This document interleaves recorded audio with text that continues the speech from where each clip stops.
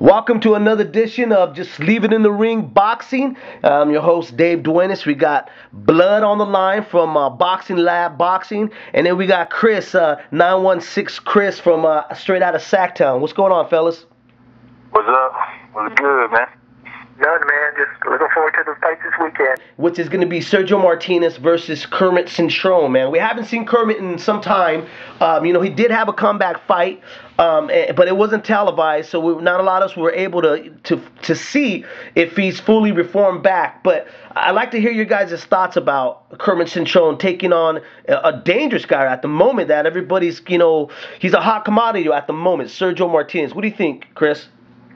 On this fight, I was having trouble making a prediction. I ended up going with Cintrone by late stoppage, but I said I thought the safe pick is Martinez by decision. But, this is like with Martinez is kind of a bit of a mystery to me, like Punica is. I mean, granted, he lost to Margarito 8 years ago or 9 years ago now, but the only fight people have seen him in really since is that Bunima fight, and he looked impressive against Bunima, but, I'm not for sure how high to rank that win. I don't really know where to put Bunima as far as where he's at in his career. Like you said with Cintrone, we haven't got to see him. He had that win against Indo, and it sounded like, a tough fight. Indo always gives a good account of himself, but, it's hard to say where he is after that second Margarito fight. So this fight has a lot of intrigue going into it, and this is the bout that I'm most curious to see how it plays out. And, I think we're going to learn a lot about both these guys, and depending on how this fight goes. Absolutely. Blood, come on, give me your line about the whole thing. I see these two guys as both victims of the hand wraps. Nah, I'm just kidding. But both of them might have felt that plastic. So they have something in common there. But yeah, man, that fight, I did see that fight with Benema towards the end of last year. Martinez is a good fighter. I'm still gonna go with Cintrone to win the fight. I think that he has more experience. But more hype than anything else, though, Blood. I mean, come on. Sergio Martinez, what did we get off Bomina? I mean, Bomina is obviously with a guy already out the door. So is Sergio Martinez more hype than what we want, or is he the real deal? I mean, at the moment, really honestly, how I'm looking at Sergio Martinez, he reminds me of a much better, more powerful Sergio Mora. Am I wrong? Oh, yeah, that's a good comparison, but I think that question can't be answered. I think that this is the fight that will answer some of those questions on where he is at. Kermit Cintrone, a good fighter, solid. I see him more as a gatekeeper at this time. So I think this is the fight where we're going to find out a whole lot more about Martinez. Would you agree with that, Chris? Could you say that this is a good test for Sergio Martinez facing Kermit Cintrone at this moment in this stage of his career? Yes and no. I mean, it is because Cintrone has established himself. People know who he is. People know he's a more than capable fighter. But the other thing is, this will be Cintrone's first fight at junior middleweight, I believe. So it'll be interesting to see if the extra weight is an advantage or a detriment to him. But in regards to your question, as far as are people overhyping Martinez, I think boxing fans in general, and, fight fans in general are easy to do that when they see a guy with an impressive performance. It's like with Andre Berto coming into the Collazo fight, people were claiming him, be the next Shane Mosley and whatnot. And then after the Collazo fight, people are saying he's overrated. So it's easy to jump on a guy's bandwagon, off impressive performances against, guys that maybe they should look that impressive against, but then when they're in a tough fight, people want to downgrade them. So you kind of just have to judge each fighter by each fight as it plays out. Speaking of bandwagons, Blood, we've never really discussed El Perro Alfredo Angulo. Are people just jumping on that wagon right now because the wheels are turning, or is there going to be a break at any moment with this guy stepping in? He had a good fight coming up with Mayorga, but now he's facing a guy really that is a warhorse, Kasim Rivera. What do you think about that? Yeah, man. Well, it's hard to tell right now. Of course, a lot of people are going to jump on the bandwagon, but I would have preferred to see him fight Margaret at this time, man. But different people have different views about that. There's a lot of people who are going to jump on the bandwagon. That's just part of boxing, bro. What do you say, Chris? What do you say about that? I hate to say it, but I don't want to say I'm a bandwagon fan because that's not how I roll. But I am a fan of Angulo, and I think the thing is, I think people first off see a little bit of Margarito in there, minus the hand wraps, hopefully. But I think he's had some really good. The fights that he has been showcased in have all been impressive performances. Him along with James Kirkland, you know, they've been really impressive performances. He makes exciting fights, and you know, he's just a tough guy that doesn't seem to have the most talent, but seems, you know, really go after it. And I think fans kind of gravitate towards fighters like that, you know, that make for exciting fights, you know, and especially the Mexican fans, you know.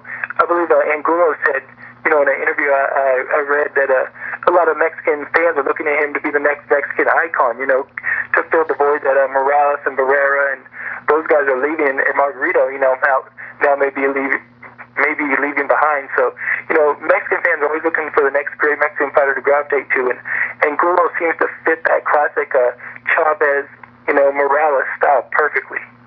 Right. Definitely fan friendly, man.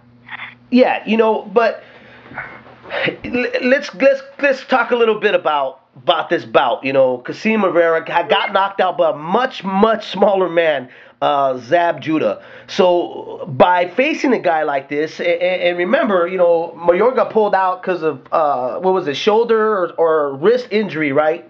No, that's right. But the rumor was it was really financial. Like he tried to get more money, like he did before the De La Hoya bout. And it sounds like it from what Angulo's promoter was saying. It sounds like that may be the case. Right. You know, and I did have a chance to speak to the people of Angulo, and they did mention that it was more of a financial thing. But, you know, reports are there is an injury, so we don't know. It's the same thing going into the situation. I know we're making jokes about the whole Margarito thing, but it's the same thing. There are still a lot of speculations. These are very sensitive subjects to talk about because there are loyal fans out there that will still, you know, back up their fighters 100%. But fighting a Kasim Rivera, where does that put Angulo at in his career? Is that a good fight for him? Or is that a fight, man, where you just don't really care about and it doesn't make a difference if you fought 1,000 Riveras because we haven't gotten anything yet to make him a solidified contender? I don't really think to me it don't really matter that much with this fight. I think that the big test lays for him down the line. I did see when he fought, what's that guy's name? Gutierrez, Richard Gutierrez. I saw that fight. Right. And, you know, he looked pretty good. But, you know, I think, at this time, this is just a stepping stone fight for him. You know, let's go back about that Gutierrez fight. There was a couple of things in there that I saw that he needs to correct. One, when he throws the overhand right, his right back foot falls forward. That's a bad trait. That shows a sign of having trouble with balance. What do you think, Chris?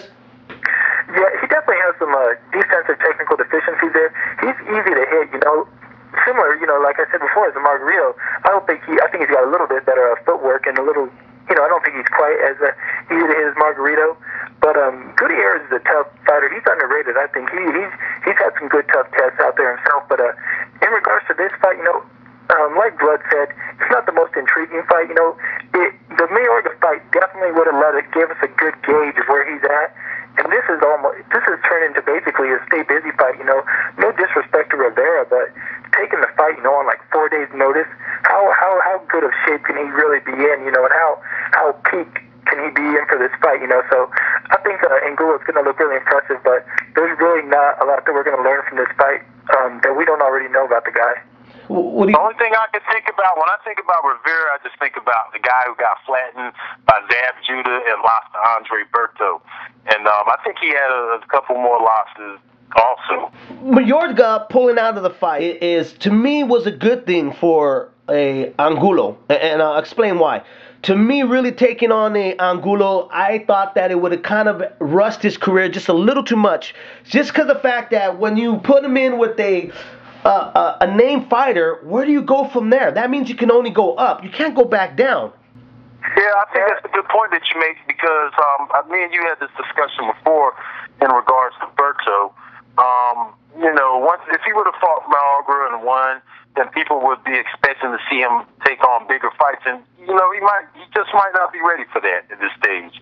You know, he hasn't had very many professional fights, so you know, maybe he needs to slow down a little bit, but you never know, man. I think he still needs to work on some of his the technical aspects of his fight game, but you know, I think he has a bright future. He's fan friendly, like Chris pointed out, and but I would have preferred to see him fight Margaret. It's real talk. Yeah, you're right. It may be a blessing in disguise, I thought Mayorga was going to get steamrolled by Mosley, and he definitely held a good account of himself in that fight. He has a lot more left than I thought. And taking a factor that, everyone knows Mayorga, nothing else, he's got a good punch. And Angulo was stunned in that Gutierrez fight that Blood mentioned earlier, so who's to say he couldn't have got hurt and even stopped in Mayorga if he would have fought him, so... And he was stunned twice in that fight. He was stunned twice in that fight. Yeah, he sure was. Now, fighting a guy like Mayorga for Angulo, I mean, realistic.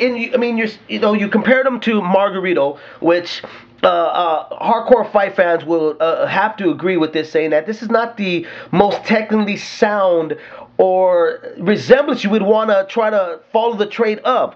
You right? Head movement is not there. We saw exactly.